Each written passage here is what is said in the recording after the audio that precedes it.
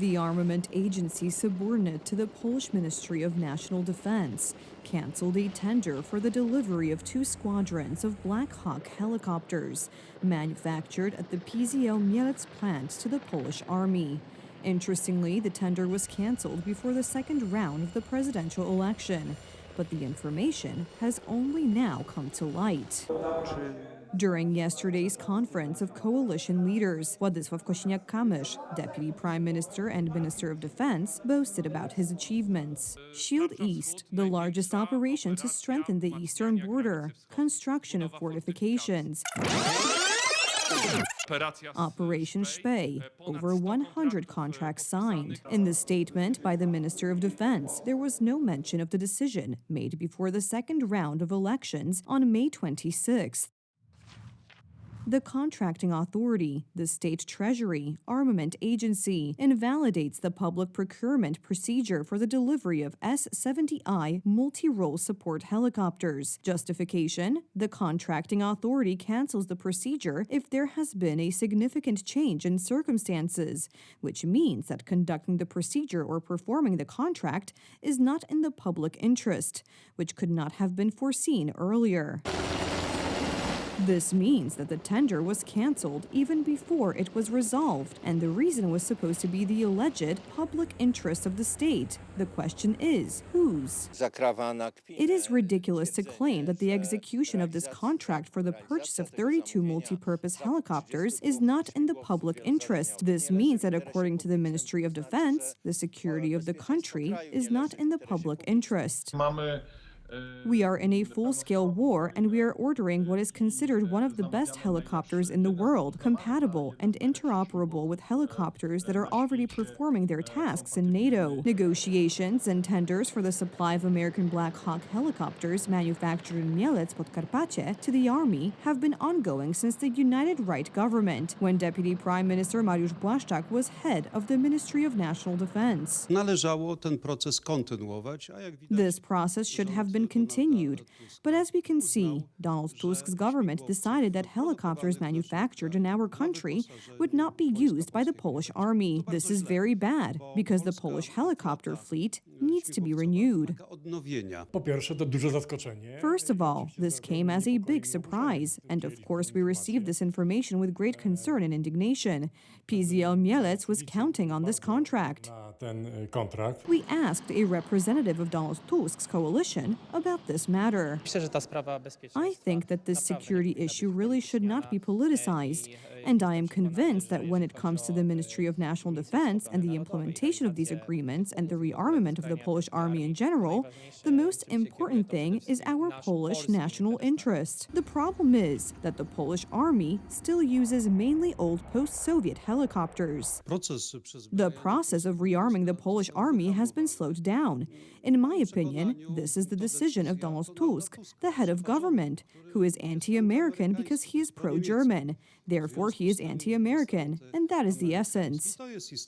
After the information about the termination of the tender came to light, the Ministry of National Defense is desperately trying to save its face. We have not terminated any contract regarding the S-70I helicopters. A procedure was carried out and closed. We decided to change our priorities regarding helicopter programs, and thus also change our priorities regarding the acquisition of individual platforms. The aim of these changes is to better adapt to the challenges of the future battlefield. They always talk beautifully about how they will spend money on defense. Beautiful words, beautiful quotes. It sounds great on television and on the internet. But then, when you look at the facts, it turns out that we will not be ordering helicopters. Since taking power, the December 13th coalition has been arguing for the continuation of arms agreements and contracts that began during the Law and Justice government. Contrary to the declarations of Donald Tusk's government ministers, armament has slowed down. This confirms our intuition that the government will simply try to delay these contracts with various tricks in order not to spend the money, or to save money because they have a huge budget deficit, or to transfer the money to German or French industry. Back in March, during the presidential election campaign in Mielec, Rafał Trzaskowski spoke at length about the need to focus on Polish industry. If the world is becoming increasingly unpredictable, then we must rely on ourselves above all else. We must strengthen our security. And that, ladies and gentlemen, is the most important thing today. What's the harm in promising? This campaign slogan worked, and probably the offer that was on the table was treated as just an empty promise. Trzaskowski promised a lot, but he did not win the election.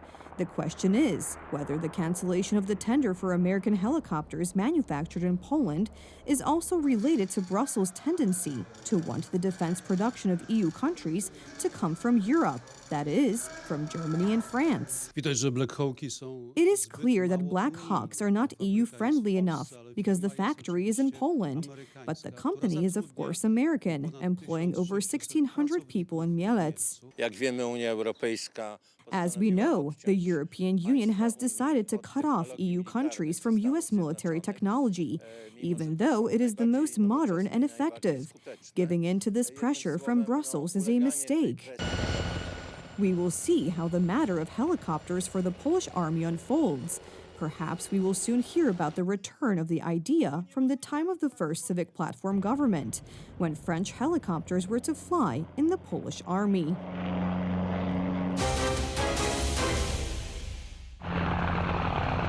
The first post-election interview with Polish President-elect Karol Nawrocki in TV Republika, and immediately an important declaration: security is a priority and must be built on the basis of an ironclad alliance with the United States. We have 10,000 American soldiers in Poland. The North Atlantic Alliance is a key security alliance for Poland. American contracts. Of course, we must take care of our armed forces, Polish soldiers. That is the most important thing. This is the starting point. But in such a security architecture for Poland, Europe, and the whole world, the United States is the most important partner. Donald Trump expressed this by inviting Karol Nawrocki to the Oval Office of the White House during the election campaign, anticipating his victory. The president-elect also met with key American politicians, Speaker of the House of Representatives Mike Johnson and Secretary of State Marco Rubio. I am glad that after my visit to the United States, which was intended to prepare me for the role of President of Poland, these relations, these talks, and the awareness that we can count on our American partners in the economic, technological, and military spheres have remained. These are very important relations, and I will take care of them. This is also a very important declaration for America, because in this strategic location in Europe, they can count on a solid and reliable partner. The alliance between the White House and the presidential palace is growing stronger. As president-elect, Karol Nawrocki has every reason to claim that he will be a partner in talks with the United States, because the U.S. made this very clear during the campaign. The most significant moment was Donald Trump's endorsement of Karol Nawrocki in the White House, announced on the White House's official channel. But not everyone is happy about the success of the citizens' candidate and now president-elect. German MEP Moritz Korner is lecturing Poles that they must pass changes in the law under Berlin's dictates and is threatening sanctions. Ursula von der Leyen must make it clear that if the Poles want to continue their boycott policy, they will face continued sanctions. The blame, therefore, lies with the president. I don't know this gentleman, but if Mr. MEP thinks that he can use financial or economic blackmail against a proud nation with over 1,000 years of tradition and against a president elected by the Polish people, he is mistaken, because we have the right to decide on the future of Poland, to build partnership relations with Germany, in which it must be made clear that we want to resolve the issue of war reparations. This is what Arkadiusz Mularczyk, MEP for Law and Justice, personally conveyed to Moritz Korner when he handed him a report on war losses. I was shocked your yesterday tweets about Poland and sanctions about Poland. I have a souvenir for you. This is a very important book about the Second World War. You should read this book about what Germans make in Poland. I think that has nothing to do with what I think yes. said. No. I think yes. No, absolutely not. If you try to lecture us, you should see what Germany made in Poland during the Second World War, and you never pay for that. So please read this book and be more smart in the future. Bye-bye. Karol Nawrocki, not only as president of the Institute of National Remembrance, but also as a citizens candidate for president, has repeatedly emphasized that he will demand reparations from the Germans who razed Warsaw and other Polish cities to the ground, murdered Poles, and stole works of art. And to this day, they have not been held accountable for these crimes. And one more extremely important issue that the president-elect raised in yesterday's exclusive interview with TV Republica. We have the right, despite our good trade and financial relations with Germany, to protect our western border so that we are not flooded with illegal immigrants. So that the streets of Polish cities do not look like those in Berlin, where illegal immigrants terrorize residents. Germany regularly transfers unwanted immigrants from North Africa and the Middle East to Poland, and the December 13th coalition government obediently follows the orders of Berlin and Brussels by accepting thousands of illegal immigrants. A strong alliance with America and firm opposition to the dictates of Berlin and Brussels are the two most important directions of international policy for Karol Nawrocki's upcoming presidency.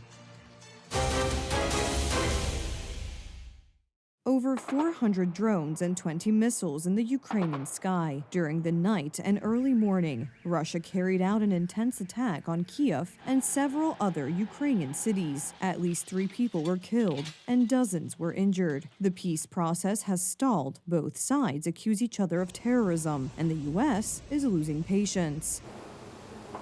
Russian troops carried out massive attacks on Ukraine during the night and early morning using drones and missiles. Sirens, explosions, and the whirring of unmanned aircraft engines could be heard throughout the night in Kyiv. The death toll may rise as rescuers continue to search for people under the rubble of buildings. We usually sleep in the hallway during attacks. This time, my wife also insisted that we not sleep in the bedroom, so I can say that she saved my life. Firefighters extinguished the fire. Drones struck the upper floors of several residential high-rises and caused numerous fires in 3 districts of the capital. At around 1:30 in the morning, we woke up because of an explosion and the door opened. We went down to the parking lot to wait for the air raid alarm to end. Kyiv residents sought shelter in subway stations or underground parking lots. The Ukrainian Air Force reported that the city had been attacked with drones and Caliber cruise missiles. We were in an underground parking lot when we heard a loud explosion. People ran out to see what had happened. Firefighters and an ambulance arrived. Then more missiles started falling. Thank God our firefighters were helping people, even in such conditions. An alarm was also declared in the western regions bordering Poland, Wołyń and Lviv. Explosions were heard in Łódź and Tarnopol in the west and in Czernichów in the north of the country. The Russians used maneuverable missiles launched from aircraft, ballistic missiles, and Shahed strike drones. President Zelensky once again appealed to Western countries to increase pressure on Russia. Please, I ask you to support all the efforts to put just pressure on Russia, to support diplomacy, political and economic pressure. Please urge for new effective sanctions against Russia and their regime for the sake of putting an end to murders and strikes, for the sake of reaching real peace, for the sake of real responsibility of Russians for the war. During Wednesday's phone call with Donald Trump, Putin reportedly announced that Russia would retaliate against Ukraine for Sunday's Spider's Web operation. It was a coordinated attack by Ukrainian drones on 4 military airports. The drones hit 41 different types of aircraft, including the most valuable ones, early warning systems. hopes for a truce are fading, and Russian attacks are becoming more frequent. In the middle of last year, the Russians were using between 20 and 50 drones of various types per day. In the fall, this number increased to 100, in January of this year to 200, and in the last month, Russia has been breaking records by sending as many as 400 drones in a single night, which poses an increasing challenge for Ukrainian air defense forces.